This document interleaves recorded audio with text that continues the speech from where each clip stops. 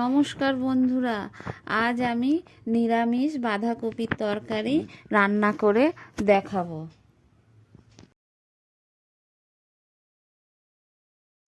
নিরামিষ বাঁধাকপি রান্নার জন্য আমি নিয়েছি একটা বাঁধাকপি, নিয়ে ঝিরিঝিরি করে কেটে ধুয়ে নিয়েছি। আলু ডুমো ডুমো করে কেটে নিয়েছি, কাঁচা লঙ্কা আর টমেটো নিয়েছি, আর নিয়েছি মটরশুঁটি আর একটু আদা। আর গুঁড়ো মশলা নিয়ে নিলাম 1 চামচ জিরের গুঁড়ো, নিয়ে নিলাম 1 চামচ ধনের গুঁড়ো, 1 চামচ লঙ্কার গুঁড়ো। নিয়ে এটা আমি জল দিয়ে ভালো করে পেস্ট করে রাখবো। কড়াইয়ে দিয়ে দিয়েছি বাঁধাকপি, দিয়ে বাঁধাকপিটা ভালো করে ভাপিয়ে নিতে হবে। লবণ দিয়ে দিয়েছি, একটু জল দিয়ে দিয়েছি, দিয়ে ঢেকে দিয়েছি। ঢাকা খুলে নিয়েছি, বাঁধাকপি ভাপানো হয়ে গেছে। এবার আমি নামিয়ে নেব। বাঁধাকপি ভাপিয়ে নামিয়ে নিয়েছি। এবার কড়াইয়ে তেল গরম করতে দিয়ে দিলাম, দিয়ে আলুগুলো দিয়ে দিয়েছি, দিয়ে লবণ আর হলুদ দিয়ে দিলাম, দিয়ে আলুটা খুব ভালো করে ভেজে আমি তুলে নেব।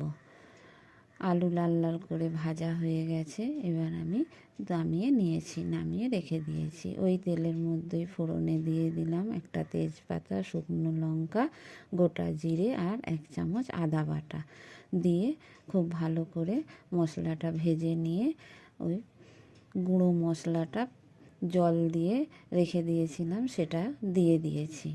দিয়ে এই মশলাটা খুব ভালো করে আমি কষিয়ে নেব।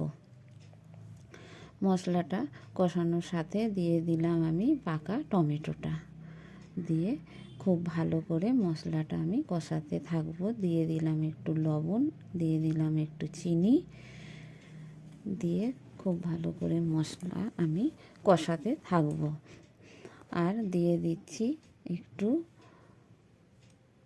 কাশ্মীরি লঙ্কার গুঁড়ো আর একটু মিট মশলা, দিয়ে মশলাটা আবারও একটু নেড়ে চেড়ে নিচ্ছি।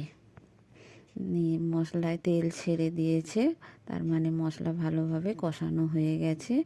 দিয়ে দিলাম 3টে কাঁচা লঙ্কা, দিয়ে একটু নেড়ে চেড়ে নিয়ে ভেজে রাখা আলুগুলো দিয়ে দিয়েছি। দিয়ে মশলার সাথে ভালো করে কষিয়ে নিলাম আলুটা।